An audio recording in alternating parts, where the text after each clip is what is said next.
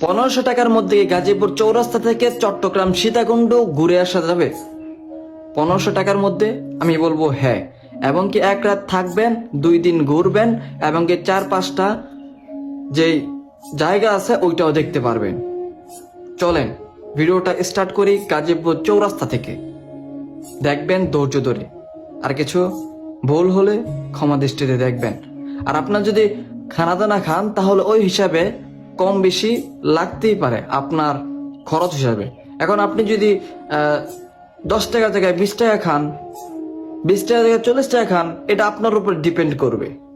So চলেন, গাজীপুর চৌরাস্তা থেকে জয়দেবপুর রেল স্টেশনে যেতে আপনার 10 টাকা ভাড়া লাগে অটোতে। জয়দেবপুর রেল স্টেশন থেকে আপনার কমলাপুর রেল স্টেশনে যেতে 20 টাকার টিকিট লাগে।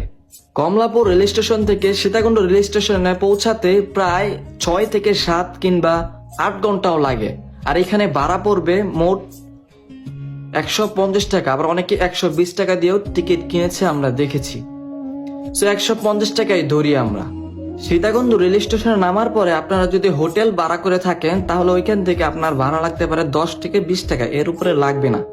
যদি আপনারা হেঁটে যান তাহলে তো আর টাকাই লাগবে না। এই এখানে আমাদের ভাড়ার খরচটা শেষ, মানে আসার চট্টগ্রাম সীতাকুণ্ড আসার ভাড়ার খরচটা শেষ। এখন চলেন ঘোরাঘুরির খরচটা শুরু করি। আজকে আমরা এই 1500 টাকার মধ্যে বা 2000 টাকার মধ্যে 4টা জায়গা ঘুরবো। 1 নাম্বার চন্দ্রনাথ পাহাড়, 2 number Jhumgarh, 3 number Akilpur sea beach, এবং কি 4 নাম্বার মোহমায়া, মানে মহামায়া এরকম একটা নাম। আমরা যে হোটেলটা ভাড়া নিয়েছিলাম সেইখান থেকে হেঁটে 5 থেকে 10 মিনিটের মধ্যে আমরা রাস্তায় উঠে যাই। ওঠার পরে ওইখান থেকে আপনার 30 টাকা নেয় ভাড়া, ওইখানে নামাই দিছে। ওইখান থেকে আবার 20 টাকা লাগছে আপনার মহামায়াতে যাইতে। তাহলে এইখানে 30 টাকা আর ওইখানে যাইতে 20 টাকা।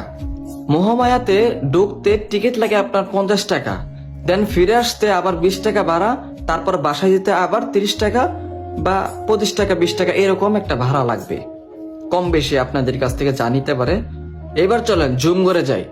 ঝুমগড়ে যাইতে আমাদের ওইখানে রাস্তায় নামাই দিছে 20 টাকা করে নিচে, জনপ্রতি 20 টাকা। দেন জুমবাড়িতে উঠতে আমাদের 50 টাকার টিকিট লাগছে। দেন জুমবাড়ি থেকে নেমে আমরা হেঁটে জাস্ট 5 থেকে 6 মিনিটের রাস্তা হেঁটেই চলে গেলাম চন্দ্রনাথ পাহাড়, বা আরো কম লাগে সময়। তো চন্দ্রনাথ পাহাড়ে কোনো টিকিট লাগে না, এটা ফ্রি। আপনারা উঠে দেখবেন, সেই মজা। এটা আরেকদিন গল্প শোনাবো। দেন চন্দ্রনাথ পাহাড় থেকে ফেরার পথে আমাদের 20 টাকা ভাড়া লাগছে সিএনজি। ওইখান থেকে আমরা চলে গেলাম আকিলপুর সি বিচে। আকিলপুর সি বিচ যেতে আমাদের 60 টাকা ভাড়া লাগছে। 60 টাকা ভাড়া লাগছে। আর রাত হয়ে যাওয়ার কারণে আমাদের এক্সট্রা ভাড়া একটু বেশি লাগছে। তো ফেরার পথে আমাদের 60 থেকে 70 টাকা ভাড়া এরকম সামথিং লাগতেই পারে।